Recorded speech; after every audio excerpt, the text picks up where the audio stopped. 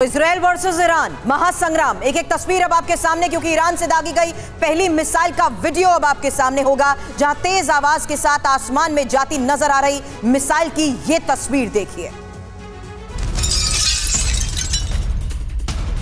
Iran से दागी गई पहली मिसाइल का वीडियो आपके सामने होगा। तेज आवाज के साथ आसमान में जाती नजर आई मिसाइल।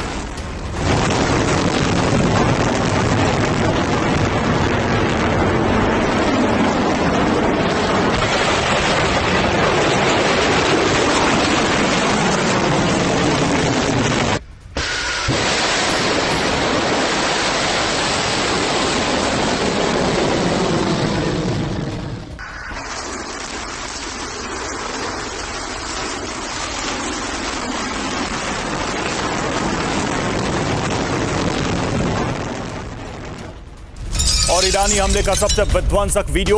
तेज धमाके के बाद इलाके में लगी आग, दूर दूर तक दिखा धुएं का गुबार। या मोहम्मद, ये तस्वीरें आप देखिए किस तरह से ईरान के मिसाइल से ये हमले हुए हैं, उसका एक विध्वंसक वीडियो सामने आया है। तेज धमाके के बाद पूरे इलाके में आग लग गई जब ये मिसाइल गिरी। दूर दूर तक धुएं का गुबार उठता दिखाई दे रहा है। या मोहम्मद,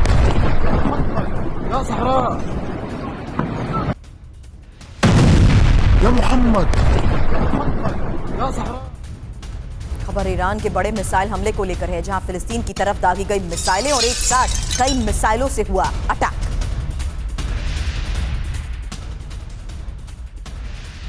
तो फिलिस्तीन की तरफ दागी गई मिसाइलों की ये तस्वीरें भी अब सामने आई हैं और एक साथ कई मिसाइलों से अटैक को अंजाम दिया गया। फिलिस्तीन की तरफ दागी गई मिसाइल की ये तस्वीर।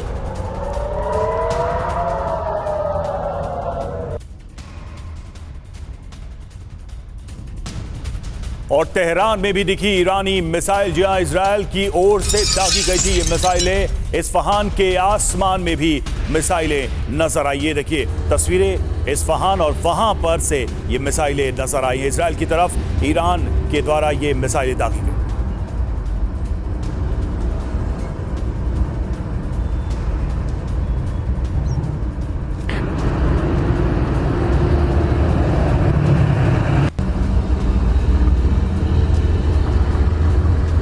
देखिए किस तरह से तेहरान से ये तस्वीरें सामने आई हैं और इजरायल की तरफ ये मिसाइलें टारगेट की गई, मिसाइलों को दागा गया, हिट किया गया। इस्फहान के आसमान में ये तस्वीरें कैद हुई हैं। ये देखिए तस्वीरें किस तरह से आसमान में उड़ती ये मिसाइलें नजर आ रही। तो एक के बाद एक 200 मिसाइल हमले किए गए हैं ईरान की तरफ से, ये दावा किया जा रहा है।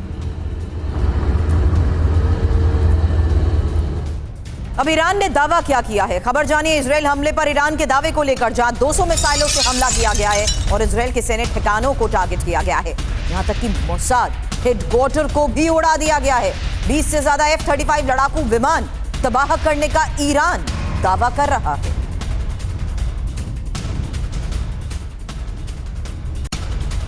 और इजरायल हमले पर IRGC का दावा, 90% मिसाइल अपने लक्ष्य पर गिरे। ये IRGC ने कहा है इजरायल के कब्जे वाले क्षेत्रों में दागी गई है मिसाइलें। हमले में फतह मिसाइल का इस्तेमाल किया गया, ये दावा आया है ईरान की तरफ से। और ये कहा गया है कि इजरायल के कब्जे वाले इलाकों में ये मिसाइल गिरा है। 90% मिसाइल अपने लक्ष्य पर गिरे हैं, ये दावा किया जा रहा है IRGC की तरफ से। ये देखिए मिसाइलें जब जमीन को हिट कर रही हैं उसकी ये तस्वीरें सामने आई है और इनको जारी करते हुए IRGC का ये बड़ा दावा कि इजरायल के कब्जे वाले क्षेत्रों में ये मिसाइलें दागी गई और 90% हमले सफल रहे।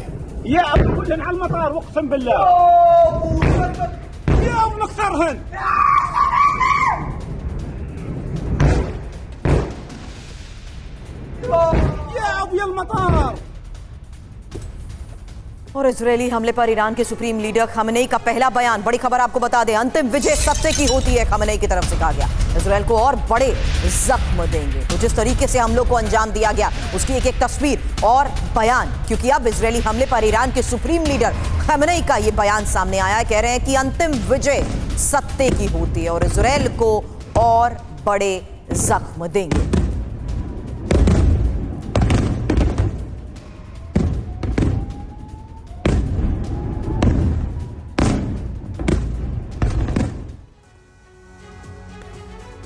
तो इजराइल पर मिसाइल की वर्षा, जी हां, IRGC का दावा है। ये क्या दावा है, क्या बड़ी बातें कही गई, ये देखिए। इजराइल के 20 F-35 बर्बाद हो गए, ये दावा किया गया है।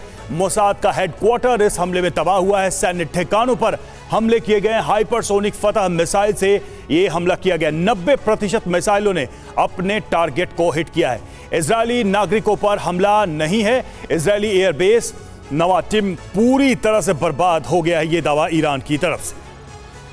जिस तरीके से हमले को अंजाम दिया गया है, इस बारे में आपने जाना। जिन जगहों पर हमले को अंजाम दिया गया वो तस्वीर भी हमने आपको दिखाई। लेकिन अब चर्चा की शुरुआत करते हैं। Brigadier retired Sharadendu sir defence expert के तौर पर इस वक्त हमें ज्वाइन कर चुके हैं। पूर्णिमा नाथ, राजनीतिक विश्लेषक, अमेरिका से इस वक्त सीधे हमें ज्वाइन कर चुके हैं। सबसे पहले शरदेंदु सर, ये पहला चरण है।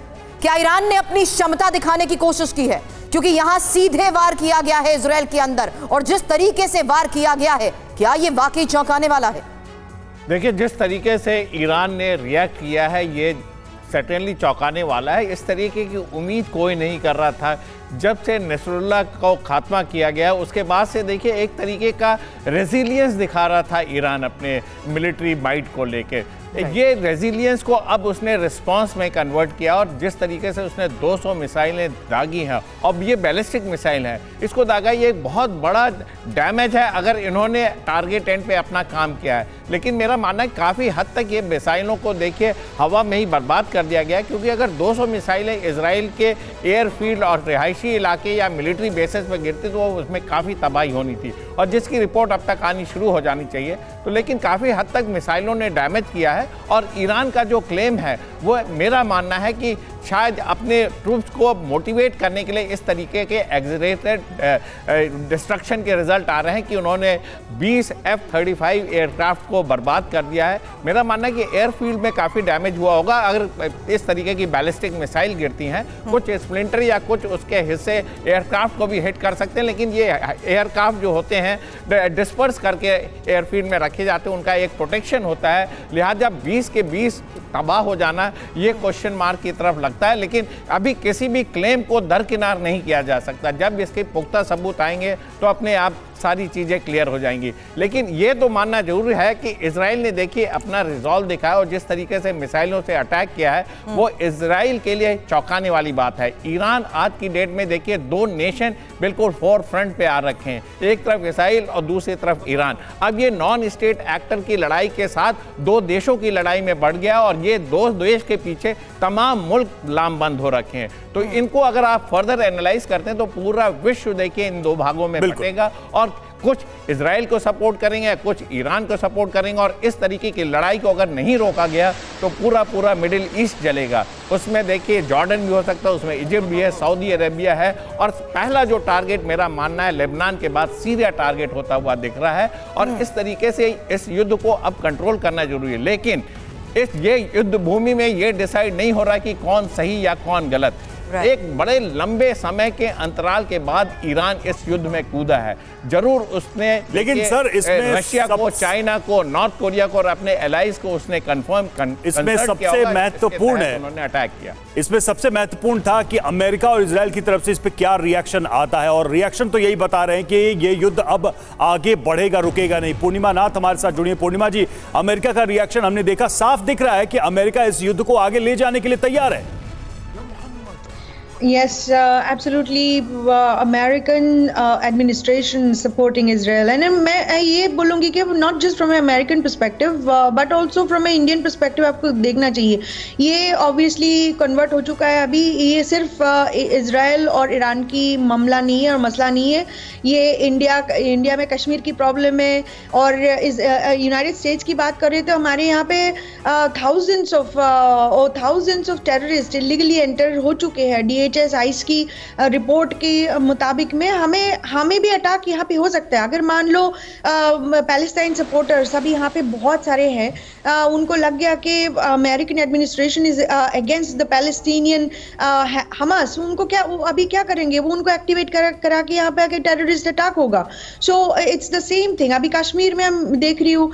और ईरान के इन हमलों से एक रेस्टोरेंट में भारी नुकसान हुआ है, उसकी तस्वीर भी सामने आई है। हमले के बाद रेस्टोरेंट के कांच और टेबल टूट गए। हमले में क्षतिग्रस्त रेस्टोरेंट की तस्वीरें देखिए सामने आई है। ये तस्वीर है उसी रेस्टोरेंट की जो हमले में क्षतिग्रस्त हुआ है।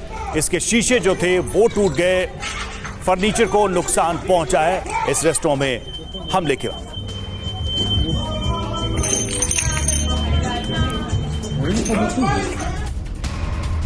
अब इजरायली सेना के छिपने की तस्वीर आपके सामने, क्योंकि ईरानी हमले के बाद बेबस नजर आए इजरायली सैनिक। किस तरीके से इनके छिपने की ये तस्वीरें सामने आई हैं, जरा देखिए, क्योंकि लगातार हुए हमलों के बीच ये तस्वीर भी इंपॉर्टेंट है। और ये ईरानी हमले के बाद बेबस नजर आ रहे इजरायली सैनिक।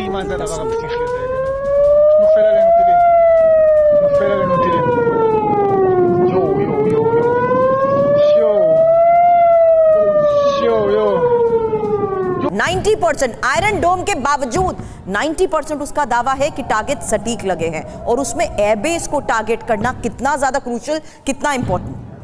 देखिए, जिस तरीके से ईरान क्लेम कर रहा है कि 90% उसने हिट किया, और नेवातिन जो उनका एयर बेस है बहुत स्ट्रांग एयर बेस है, वहाँ F-35 वहाँ पे रहते हैं और वहाँ से वो स्ट्राइक के लिए उड़ान भरते हैं, तो उनको उन्होंने पूरी तरीके से टारगेट किया। मकसद ये है कि अगर आप एयरफील्ड को टारगेट करते हैं तो उड़ान ही नहीं भर पाएगा। आपको फिजिकल डिस्ट्रक्शन करने की जरूरत एयरक्राफ्ट को नहीं है, आप एयरफील्ड को डिस्ट्रॉय करिए। लेकिन एयरफील्ड का सबसे एडवांटेज होता है कि उसकी रेकुपरेबिलिटी होती है, वो 6 से 8 घंटे या 12 घंटे में उसको रिपेयर कर लिया था। लेकिन जब इस तरीके का मैसिव मिसाइल स्ट्राइक होता है, वो भी टारगेटेड अटैक है, इसका मतलब कि ईरान ने भी अपनी पूरी तैयारी कर रखी थी। उसने भी टारगेट की जो मैपिंग करते हैं उसकी कर रखी थी, और उसने प्रायोरिटाइज कर रखा है कि किस टारगेट को किस समय हिट करना है, जिसमें कुछ सिविलियन के रिहायशी इलाके, कुछ मिलिट्री बेसेस हैं, कुछ एयर बेसेस हैं। जब इस तरीके की तैयारी होती है तो आप देख सकते हैं कि अगर ये युद्ध आगे बढ़ता है तो वो कितना भीषण होता चला जाएगा।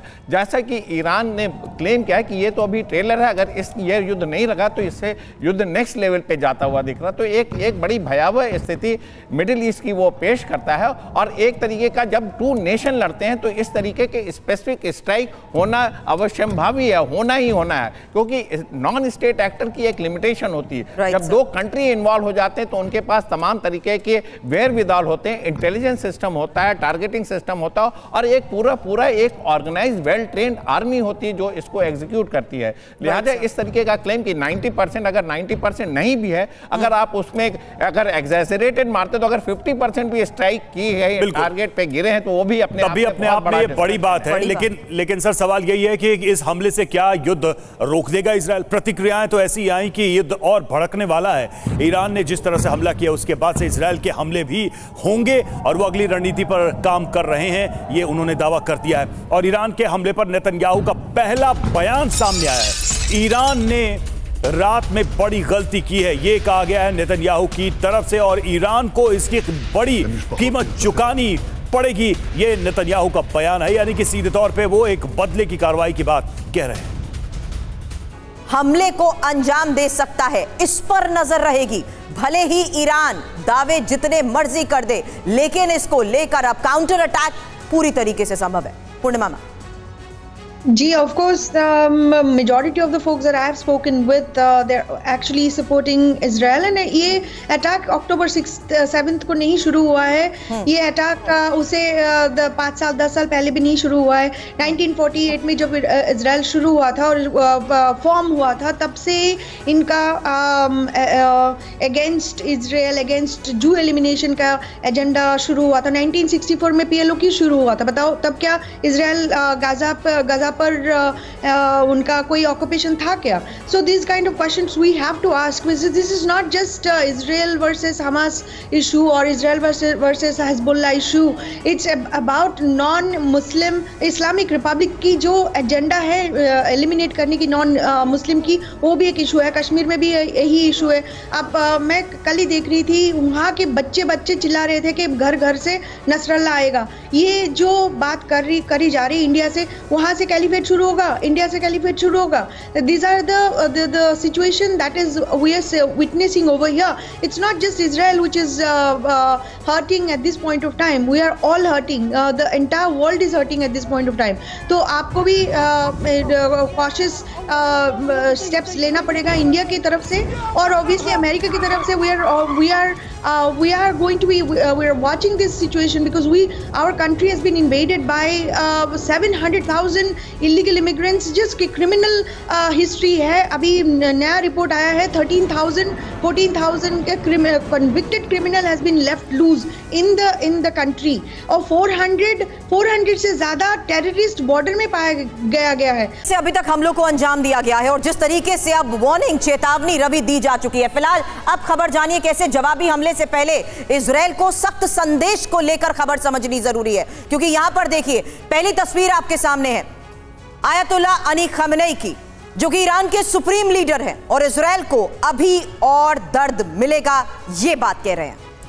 ब्रिगेडियर जनरल नसीर ज़ादेह का बयान देखिए. रक्षा मंत्री ईरान के वो क्या कह रहे हैं, इजराइल पर ये हमला सिर्फ ट्रेलर है, यानी कि ये सिर्फ और सिर्फ एक उदाहरण दिया है हमने, आगे हमले और होंगे. हालांकि अब ईरानी राष्ट्रपति का बयान भी जान लीजिए. इजराइल पर अभी भीषण हमले बाकी हैं. ईरान पर खतरे के लिए मजबूती से खड़ा है और हम युद्ध नहीं चाहते, खतरे का मुकाबला करेंगे. और वही अली खमेनी ने कहा है कि आगे के हानिया नसरल्लाह का हमने बदला लिया. इन हमलों को बदले की वो कार्रवाई बता रहे हैं, रिटेलिएशन बता रहे हैं ईरान का.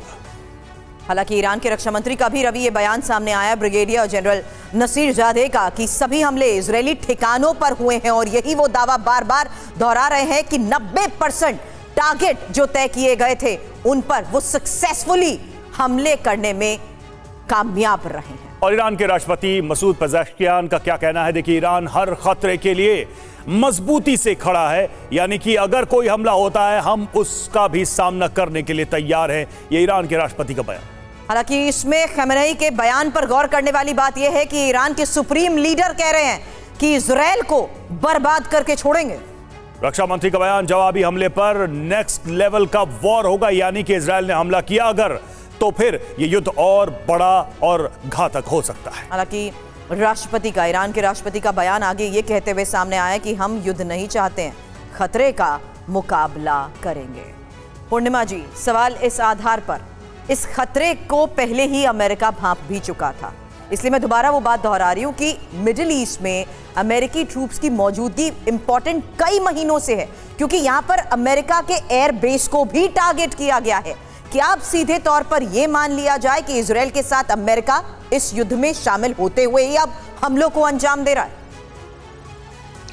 देखिए, अमेरिका, आपने पहले कहा है कि इजराइल की एग्जिस्टेंस डिफिकल्ट हो जाएगी अमेरिका सपोर्ट नहीं करेंगे तो, और पहले दिन से अमेरिका इजराइल की सपोर्ट कर रहे हैं. और मेरे हिसाब से, मैं अगर सब कुछ छोड़ के मैं एक ही एंगल से मैं ये सिचुएशन को देखूं, इजराइल की जगह इतनी सी है, छोटी सी जगह है, पूरा मिडिल ईस्ट अरब के लिए है, पूरा मिडिल ईस्ट मुसलमान के लिए है. ये लोग इतनी सी जगह जूस को नहीं दे पा रहे और बार बार उनके ऊपर अटैक कर रहे हैं. This is exactly what is happening to the Bangladeshi Hindus. This is exactly what has happened to the Pakistani Hindus. This is exactly what is going to happen to the Hindus of India. तो ये मेरी बात ये नहीं है कि आइडियोलॉजिकल सिचुएशन है. ये जब पीएलओ क्रिएट किया था 1964 में, the idea was to eliminate Jews from the area. तब इजराइल के ऑक्यूपेशन था क्या गजा के ऊपर? नहीं था. बार बार उसके बाद again and again when they said they are going to give the Gaza to this Palestinian authorities and Hamas and PLO, वो लोग क्या किए? वहां पे टनल बनाने शुरू कर दिए. आज के जमाने में उन्होंने bigger than the Subway of New York tunnel बना के रख दिए उधर. डेवलपमेंट के कोई आइडिया है ही नहीं इनकी. शरदेंदु सर, आप क्या इससे सहमत है कि मामला अस्तित्व का है, ईरान रहेगा या इजराइल रहेगा, ऐसी बातें की जा रही है? देखिए, मैं इसको थोड़े से अलग तरीके से देखता हूँ. इजराइल का स्ट्रगल, इजराइल का जो एनिमिटी थी, जो जिस तरीके से ऑपरेशन शुरू हुआ वो हमास को ख़त्म करने के लिए था, और जो उसके सपोर्ट में आया, धीरे धीरे इजराइल ने उसको भी अपना एनिमी बनाया और उनके ऊपर स्ट्राइक किए. जब तक ये स्ट्राइक लिमिटेड थे, नॉन स्टेट एक्टर्स के, तब तक सारा कुछ जस्टिफाई था, क्योंकि वो एक तरीके से हमास की मदद कर रहे थे. लेकिन जहाँ तक कॉज का सवाल है फिलिस्तीन और इजराइल का, ये एक बहुत ही पेचीदा इशू है. इसको इतनी आसानी से नहीं सॉल्व किया जा सकता. लेकिन 1948 का जो बेलफोर डिक्लेरेशन था, अगर आप उसको ध्यान में रखते हैं, तो इजराइल को एक जगह दी गई थी जो कि 42% का हिस्सा था, ये 42% बढ़ बढ़ के आज की डेट में 90% हो गया, और जो फिलिस्तीनियों का जो 48% हिस्सा था वो घट के 10% हो गया। सर, माना यही जा रहा था कि ईरान डायरेक्ट इजराइल को टारगेट नहीं करेगा, बल्कि अपने प्रॉक्सीज को और ज्यादा एग्रीवेट करते हुए हमलों को अंजाम देगा। लेकिन अब जिस तरीके से हमले को अंजाम दिया गया है, सीधे इजराइल पर हुए हमले पर इस वक्त जानिए अमेरिकी राष्ट्रपति बाइडेन के बयान को लेकर भी खबर आ रही है। ईरान का हमला पूरी तरह से विफल। इजराइल की रक्षा के लिए अमेरिका हमेशा साथ। इजराइल के पीएम नेतन्याहू से करेंगे बात। साफ तौर पे बाइडेन कह रहे हैं कि अमेरिका इजराइल के साथ पूरी तरह से है। और देखिए, यूके के पीएम कीर स्टारमर ने भी ईरान हमले की निंदा की है। इजरायलियों को नुकसान पहुंचाने की कोशिश, मिडिल ईस्ट में इससे खतरनाक होंगे हालात। हमले के वक्त नेतन्याहू से कर रहा था बात।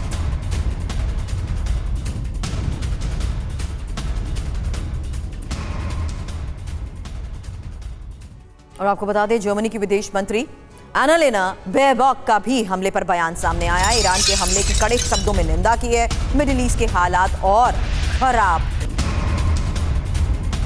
तो देखिए, अलग अलग प्रतिक्रियाएं अलग अलग देशों की सामने आ रही हैं। अमेरिका ने स्टैंड लिया, ब्रिटेन ने भी वही स्टैंड लिया, जर्मनी ने भी स्टैंड लिया, यानी कि पश्चिम के देशों ने साफ तौर पे इजराइल के साथ समर्थन दिखाया। पूर्णिमा नाथ जी, अब सवाल यही है कि इस पूरे युद्ध में क्या पूरा वेस्ट एंटर करने वाला है?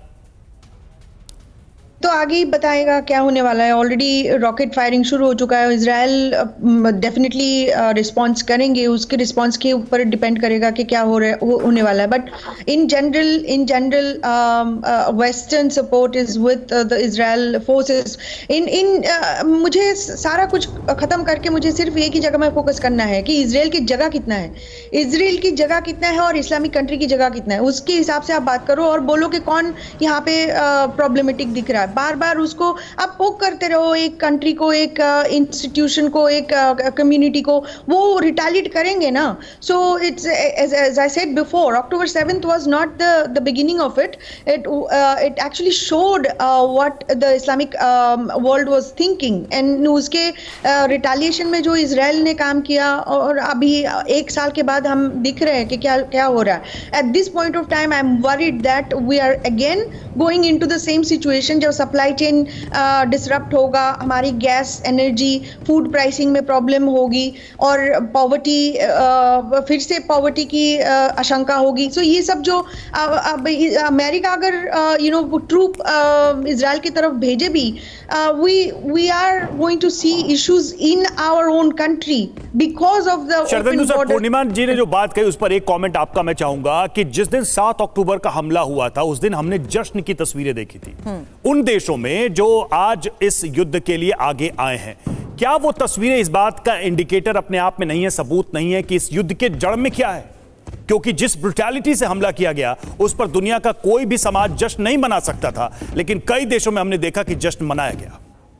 देखिए, अगर आप इसको एनालाइज करेंगे तो 7 अक्टूबर की जो घटना हुई थी उसको पूरे विश्व ने कंडेम किया था। ये एक तरीका नहीं है किसी भी स्ट्रगल को आगे बढ़ाने के लिए, ये तरीका नहीं है पैलेस्टीन के कॉज को आगे बढ़ा के 2 नेशन थ्योरी को प्रोपोगेट करने की।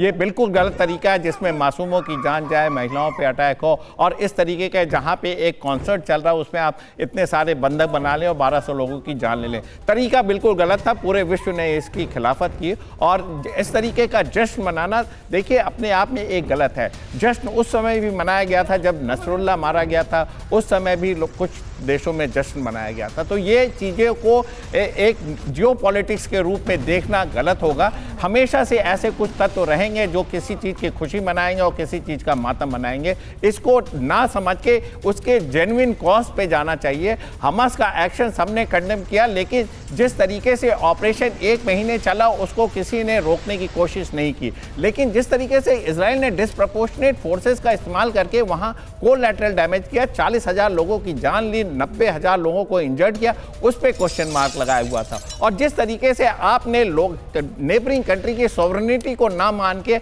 आपने स्ट्राइक पे स्ट्राइक किया, उस पे लोगों ने क्वेश्चन मार्क लगाया। और अल्टीमेटली जो लोग फिलिस्तीन के कॉज के साथ खड़े हुए थे वो अपने आप को हर्ट महसूस कर रहे हैं। किसी ने जस्टिफाई नहीं किया कि ईरान जो प्रॉक्सीज को मदद कर रहा है और प्रॉक्सीज इजराइल पे हमले कर रहे हैं वो सही है, वो भी गलत है, उसका तरीका अलग है। ये समस्या मिलिट्री एस्पेक्ट से सॉल्व हो ही नहीं सकती। ये across the table dialogue and diplomacy से सॉल्व होना था, जिसका कि मिलिट्री एक्शन लिया गया वो अपने आप में गलत था। कितने भी आप मिसाइलें फायर कर लें, फिलिस्तीन नहीं बनने वाला। आप जब तक आप उसके कॉज को बैठ के राउंड टेबल पे बैठ के दोनों देश कि उस समस्या का समाधान नहीं निकालेंगे तब तक ये नहीं। कितने देखिए जो इस वक्त का सिनेरियो है सर, उसमें डायलॉग और डिप्लोमेसी को लेकर कुछ भी कहना मुमकिन नहीं है, क्योंकि इस वक्त के हालात जिस तरीके से हमलों को अंजाम दिया जा रहा है उसके बाद की तबाही का मंजर ही बयां कर रहे हैं। क्योंकि ईरान के हमलों के बाद की जो तस्वीरें सामने आ रही हैं, अब तेल अवीव में मिसाइल गिरने से हाईवे कैसे बाधित हुआ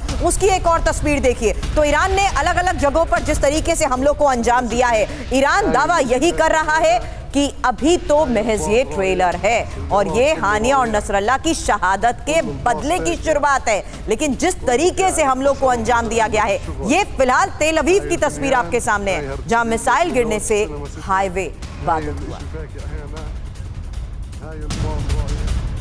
और ईरानी हमले में इमारत पूरी तरह से तबाह हुई है। उस इमारत की तस्वीरें भी सामने आई है, वो हम आपको दिखाने जा रहे हैं। हमले के बाद मलबे में तब्दील हुई ये इमारत, ये देखिए। अब एक एक करके ये तस्वीरें सामने आ रही हैं। जो दावा किया जा रहा है ईरान की तरफ से कि हमारी मिसाइलों ने अपने टारगेट को हिट किया, उसके बाद देखिए अब तस्वीरें। इस हमले में ये बिल्डिंग पूरी तरह से तबाह हुई है और मलबे में तब्दील हो गई ये इमारत। तो कैसे कहर बनकर बरपा है फतेह, खबर जान लीजिए, क्योंकि सतह से सतह पर मार करने में ये सक्षम है। 1400 किलोमीटर तक मार कर सकती है और साथ ही 16,000 किलोमीटर प्रति घंटा इसकी रफ्तार है। रडार को चकमा देने में ये माहिर है, इसलिए इसको इंटरसेप्ट करना आसान नहीं है। ईरान की पहली हाइपरसोनिक बैलिस्टिक मिसाइल है ये, और IRGC ने इस मिसाइल को तैयार किया है। खास बात यही है कि इजराइल पर पहली बार फतेह मिसाइल से हमले को अंजाम दिया गया है। पहली बार फतेह मिसाइल से हमले का मतलब समझाइए शरदेंदु सर, क्योंकि ये हमला जिस तरीके से अंजाम दिया गया है, इसी को लेकर इस वक्त का ये सबसे बड़ा सवाल है। और शरदेंदु सर, यही मैं सवाल इस वक्त आपसे कर रही हूं कि पहली बार इजराइल पर फतेह मिसाइल से वार। देखिए, फतेह मिसाइल का इस्तेमाल करना मतलब कि उन टारगेट को नेस्तनाबूद करना है जिसको ईरान चाहता था। इस तरीके की सोफिस्टिकेटेड मिसाइल जिसकी इतनी ज़्यादा स्पीड है, वो रडार को चकमा देने में काबिल रहता है, लिहाजा श्योर शॉट इंश्योर करता है कि उस टारगेट की बर्बादी। और ईरान ने देखिए ये मिसाइल दागी है, वो अप्रैल वाली मिसाइल नहीं जिसमें क्रूड मिसाइल और ड्रोन्स थे और जिसकी उसने एडवांस वार्निंग दी थी। ये इसने डिसीजन सी या डिस्ट्रक्शन करने के लिए ये मिसाइल को लॉन्च किया गया और इसकी कॉस्टिंग होती है और ये एक तरीके से युद्ध की घोषणा है। या अल्टीमेटली अगर आप किसी को डिस्ट्रॉय करना चाहते हैं तब इस तरीके की मिसाइल का इस्तेमाल होता है। आपने एक कोई कॉशन या ट्रेलर नहीं दिखाया है, ये आपने युद्ध की अल्टीमेटली आपने घोषणा की है। सबसे पहली बात तो आपको ये देखना पड़ेगा, ईरान का 3-4 दिन से एक तरीके का साइलेंस चल रहा था, वो इस तरीके की तैयारी में लगा था और इन 3-4 दिनों में ईरान को तमाम तरीके की तहमत झेलनी पड़ी कि वो हिजबुल्लाह की मदद के सामने। बिल्कुल, अब यही तो सर सबसे बड़ा सवाल है कि ईरान का ये अटेम्प्ट डेस्परेशन में लिया गया या कोई ये योजना तरीके से था, या फिर सबसे बड़ी दिक्कत थी कि उसको खुद हमले का डर था इसलिए उसने पहले अटैक कर दिया। ब्रेक के बाद एक बार फिर से स्वागत है आपका। तो ईरान के हमले के बाद से ही लगातार युद्ध का तनाव बढ़ गया मिडिल ईस्ट में और पूरी दुनिया से अलग अलग तरह से प्रतिक्रियाएं आ रही हैं। मैं हूं आपके साथ रवि मिश्रा, मेरे साथ हैं सुरभि। तेल अवीव के आसमान में ईरानी मिसाइलों का जखीरा नजर आया है। जी हां, Israeli defence system high alert पर है और लगातार ऐसे मिसाइलों को लेकर अलर्ट जारी किया जा रहा है, लोगों को चेतावनी दी जा रही है। तो तेल अवीव के आसमान की ये तस्वीरें आप देखिए और किस तरह से पूरे इजराइल में अगर कहा जाए तो लोगों को अलर्ट मोड पर रखा गया है। जब ये हमले हुए तो लोगों ने शेल्टर्स में रात गुजारी है और अभी भी हमलों का डर बरकरार है।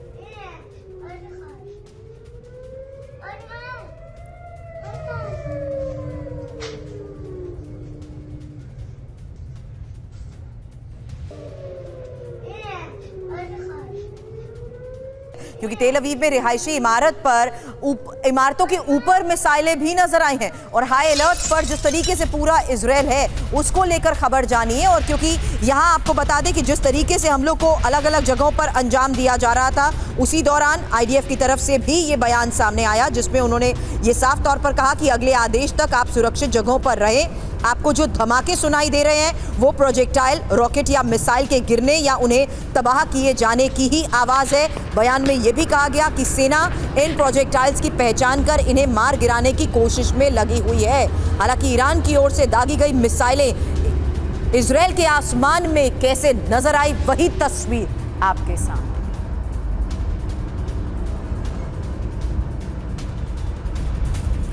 और देखिए यरूशलेम के आसमान में ईरानी मिसाइलें नजर आई हैं। यरूशलेम के कोटेल में के ऊपर ये मिसाइलें दिखी हैं।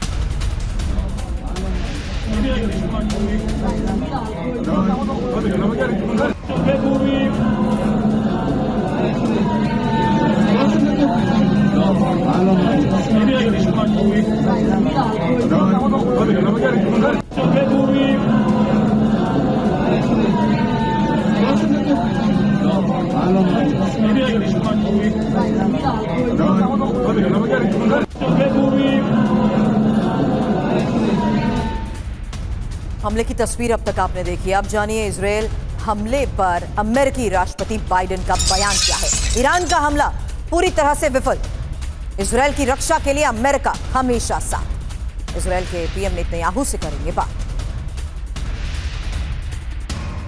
Before I began, I wanted to say a few words about Iran's missile attack on Israel today. At my direction, the United States military actively supported the defense of Israel, and we're still assessing the impact. But based on what we know now, the attack appears to have been defeated and ineffective. And this is testament to Israeli military capability and U.S. military. Also a testament to intensive planning between the United States and Israel to anticipate and defend against the brazen attack we expected. Make no mistake, the United States is fully supportive of Israel. तो Israel पर Iran का हमला और pentagon का बयान भी सामने आया है। ईरान का हमला विनाशकारी है, ये कहा गया पेंटागन की तरफ से, और अप्रैल से दुगना बड़ा हमला है। ये पिछली बार से ज्यादा मिसाइलें दागी गई। हालांकि ईरानी हमले से मिडिल ईस्ट में टेंशन जिस तरीके से बढ़ती जा रही है, संघर्ष का ये विस्तार होगा क्या, बड़ा सवाल इस वक्त का यही है, क्योंकि मिडिल ईस्ट को अस्थिर करने वाली ये घटना बताई जा रही है और ईरान को इसका अंजाम भुगतना होगा, ये बात भी कही गई। बिल्कुल, ये एक तरीके से चेतावनी भी है। पूर्णिमा जी, एक सवाल तो यहां पर यह भी है कि इस पूरे मामले में अगर इसको हम समझने की कोशिश करें तो क्या ये दो देशों की लड़ाई आप देख पाती है? मतलब ईरान इजराइल की वाकई में ये लड़ाई है फिर, या फिर इसका डायमेंशन, इसका एक्सटेंशन कुछ और है? Thank you. I think this is a very critical question. This is not Iran versus Israel war. This is an ideological war. जैसे मैंने पहले कहा है, इजराइल की जगह इतनी छोटी है, इस्लामिक रिपब्लिक और इस्लामिक ब्रदरहुड जो है, मुस्लिम ब्रदरहुड, उनको वो जगह देने के लिए मंजूर नहीं थे उनकी, और डे वन से उनको एलिमिनेट करने के लिए कोशिश कर रहे थे। ये आइडियोलॉजिकल वॉर है फ्रॉम डे वन, आज भी वही है। और ये सिर्फ इजराइल और ईरान की मसला नहीं है, ये इंडिया और कश्मीर की प्रॉब्लम है। ये दुनिया में सारी जगह में यही प्रॉब्लम क्रिएट कर रहा है। यूके में भी अभी शुरू हो चुका है, अमेरिका में भी शुरू होने की। लेकिन ये संघर्ष आगे क्या मोड़ लेगा, क्या हालात और ज्यादा बिगड़ सकते हैं, ये सवाल इसलिए भी कर रही हूं क्योंकि अरब के, मैं आपको बता दूं कि मिडिल ईस्ट में अमेरिका के 6 अरब देशों में जिस तरीके से बेस हैं वो भी टारगेट पर आ चुके हैं। क्या अब सीधे तौर पर यह मान लिया जाए कि मिडिल ईस्ट के इस हालात को देखते हुए America being the strategical partner of Israel, क्या वो सीधे तौर पर अब इस युद्ध में शामिल है? Definitely in a way America is involved. Israel की existence होता ही नहीं, अमेरिका नहीं होता तो, और उनको सपोर्ट नहीं करते तो, that is number one. Number two, Israel की support is not just strategic from perspective of Jews का जो जगह है, वो Middle East में उनका they have interest in terms of oil as well. So base is not a new aspect for America at this point of time. But पहले से ही कहा जा रहा है कि अमेरिका को जो जैसे ईरान और इस्लामिक ब्रदरहुड एंटी अमेरिकन एक सेंटिमेंट बनाया रखा हुआ है, death to America, death to America. तो ये सवाल मैंने मैम आपसे इसलिए भी किया क्योंकि मध्य पूर्व के तनाव के बीच अमेरिका ने जो थोड़े दिन अभी बड़ा फैसला लिया उसके बारे में खबर बहुत इंपॉर्टेंट है और मध्य पूर्व में ही एयर डिफेंस में इजाफा अमेरिका करेगा। ये खबर इंपॉर्टेंट है। सुरक्षा के मद्देनजर पेंटागन की तरफ से लिया गया ये फैसला क्या है, इस बारे में और इंफॉर्मेशन आपके सामने। लेकिन आज के इस हालात को देखते हुए रवि, ये जानना और समझना जरूरी है कि मध्य पूर्व का ये तनाव आगे क्या मोड़ लेगा और इस लिहाज से अमेरिका इस वक्त क्या बड़े फैसले ले रहा है। बिल्कुल, तो देखिए डिफेंस में इजाफा होगा और सुरक्षा के मद्देनजर पेंटागन ने ये निर्णय लिया है, ये फैसला लिया है। यानी कि साफ दिख रहा है कि पेंटागन की आने वाले समय में, यानी अमेरिका के रक्षा विभाग की आने वाले समय में भूमिका और तेजी से बढ़ने वाली है मध्य पूर्व में। जिस तरह से ये तनाव अब चरम पर जाता नजर आ रहा है, जिस तरीके से ईरान और इजराइल खुलकर एक दूसरे के सामने आ चुके हैं, कुछ समय बाद ऐसा लगता है कि अमेरिका भी खुलकर इस वॉर ग्राउंड में उतर जाएगा। ये इंपॉर्टेंट इंफॉर्मेशन आपके सामने क्योंकि अमेरिका के लिए ये मिडिल ईस्ट इतना इंपॉर्टेंट है और मध्य पूर्व में कहां पर अमेरिकी फोर्स की तैनाती को लेकर फैसला हुआ है, यही डिटेल अब आपके सामने। हालांकि ये इंफॉर्मेशन रवि उस मिडिल ईस्ट को देखते हुए समझना जरूरी है जहां तुर्की में देखिए किस तरीके से इजमीर एयरबेस है, सीरिया में देखिए 900 अमेरिकी सैनिकों की तैनाती को लेकर खबर आई है। ये जो अल उदीद एयरबेस का मैं जिक्र कर रही हूं, इसकी लोकेशन है कतर और नौसेना सहायता केंद्र जो है अमेरिका का, इसकी लोकेशन है बहरीन और कैंप आरिफजान को लेकर खबर है कुवैत। ये लोकेशंस मिडिल ईस्ट को देखते हुए बहुत इंपॉर्टेंट है और ये वो लोकेशंस हैं जहां मध्य पूर्व में ही अमेरिका की तैनाती को लेकर खबर आई है। बिल्कुल, कुछ और बेसेस देखिए, इराक में है असद एयरबेस और अल हरीर एयरबेस वहां पर है और यूएई में देखिए अल धफरा एयरबेस मौजूद है। ओमान की बात करें, थ्रोमेट एयरबेस वहां पर मौजूद है और वहीं दूसरी तरफ आप देखिए जॉर्डन में ही मुआफाक साल्टी एयरबेस मौजूद है और साथ ही इजराइल की बात करें साइट 512। ये सारे बेसेस हैं अमेरिका के इस वक्त और मिडिल ईस्ट में कितनी व्यापक मौजूदगी है और लगभग हर देश में अमेरिका का कहीं ना कहीं एक बेस मौजूद है। यह बताता है कि अमेरिका को अगर एक्शन लेना होगा तो उसके लिए कितना कन्वीनियंट होगा। और देखिए ईरान ने इजराइल पर दागे हैं एक साथ कई रॉकेट, जो तस्वीरें निकलकर सामने आ रही हैं। रॉकेट हमले से इलाके के लोगों में दहशत है और लोगों में एक तरीके से बेचैनी है क्योंकि किसी ने उम्मीद नहीं की थी कि इस तरह से ईरान अचानक बारिश कर देगा रॉकेट्स की missile.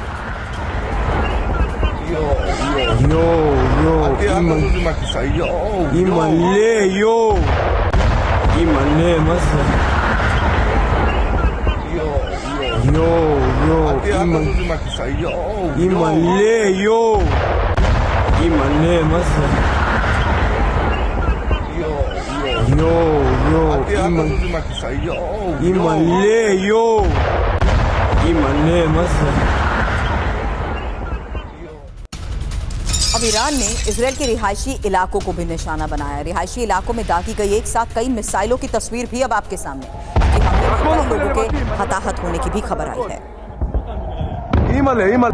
Wow wow wow wow wow, הכל נופל ללבטים, אני הולך למתקפה אחת החזקות. אימא'לה, אימא'לה. וואו, וואו, וואו, וואו. וואו. הכל נופל ללבטים, אני הולך למתקפה אחת החזקות. אימא'לה, אימא'לה. וואו, wow wow wow. और हमले रोकने में विफल साबित हुई इजरायली एयर डिफेंस। ईरानी हमले नहीं रोक पाई इजरायली सेना, ये कम से कम कुछ तस्वीरों से साफ दिख रहा है। ये देखिए, इस दावे के पीछे ये तस्वीरें आप देखिए किस तरह से ये मिसाइलें इजरायल की जमीन को हिट कर रही हैं और इजरायल का जो एयर डिफेंस सिस्टम है वो इन मिसाइलों को, इन रॉकेट्स को रोकने में असफल साबित हुआ है।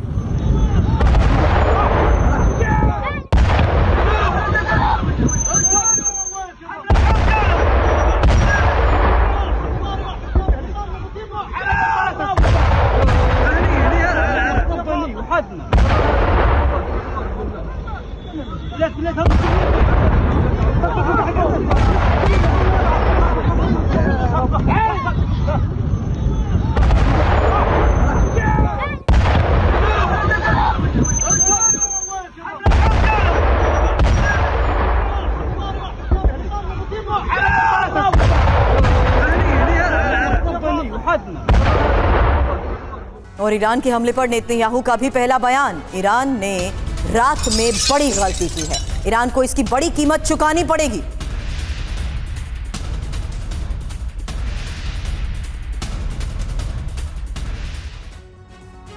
और इजराइल पर हमले के बाद नेतन्याहू ने क्या कहा, खamenei ने क्या दिया जवाब, हमले के बाद पूरी दुनिया में क्या क्या प्रतिक्रियाएं हुई हैं, क्या रिएक्शंस आए हैं, देखते हैं इस रिपोर्ट में।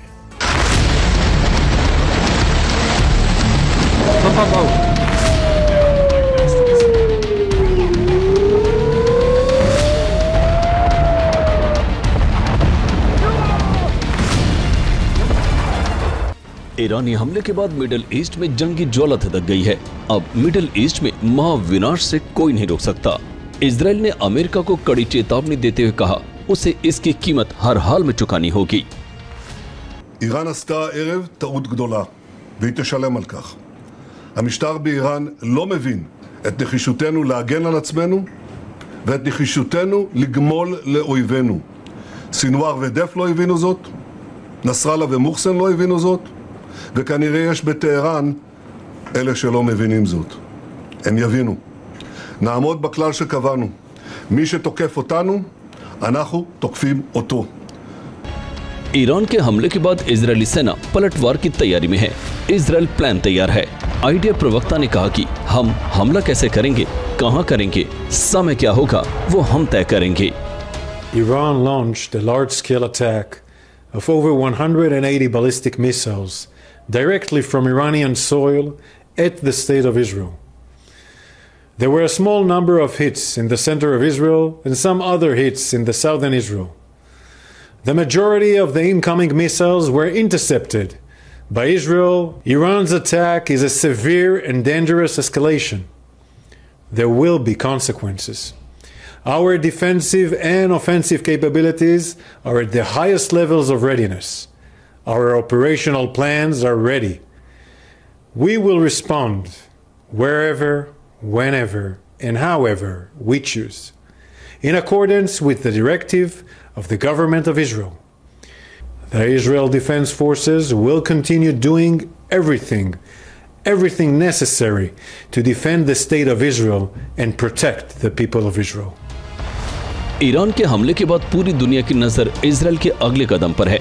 इस लड़ाई में अमेरिका इजरायल के साथ है। अमेरिका ने अपने युद्धपोत को एक्टिव कर दिया है। सेना को किसी भी हालत से निपटने के लिए तैयार रहने को कहा है। Before I began, I wanted to say a few words about Iran's missile attack on Israel today. At my direction, the United States military actively supported the defense of Israel, and we're still assessing the impact. But based on what we know now, the attack appears to have been defeated and ineffective. And this is testament to Israeli military capability and U.S. military. It's also a testament to intensive planning between the United States and Israel to anticipate and defend against the brazen attack we expected. Make no mistake, the United States is fully supportive of Israel. Israel पर हमले के बाद Khamenei ने और हमले की धमकी दी है। खामनेई ने कहा है कि इजरायल को और गहरे जख्म देंगे। खामनेई ने इजरायल को ललकारते हुए कहा कि वो इजरायल पर और ज्यादा हमला करेंगे। ईरानी सुप्रीम लीडर ने कहा कि हमला शहादत का बदला है। ईरान ने हानिए नसरुल्लाह की शहादत का बदला लिया है। ये हमला इजरायली हितों के लिए किया है। खामनेई ने साफ कहा कि इजरायल हमसे जंग में न उलझे, हम और ताकतवर होकर उभरेंगे और आखिर में सच की जीत होगी। इजरायल पर हुए हमले का अमेरिका समेत कई देशों ने निंदा की है। जर्मनी ने कहा कि हमले तुरंत बंद होने चाहिए और इससे मिडिल ईस्ट में तनाव बढ़ेगा। वहीं ब्रिटेन ने भी हमले की निंदा करते हुए कहा है कि ईरान ने सिविलियन को टारगेट कर हमले किए हैं, जो बहुत ही निंदनीय है। यूएनओ चीफ एंटोनियो गुटेरेस ने ईरानी हमले की निंदा करते हुए कहा कि इसे तुरंत रोका जाए, जल्द से जल्द सीज फायर की जरूरत है।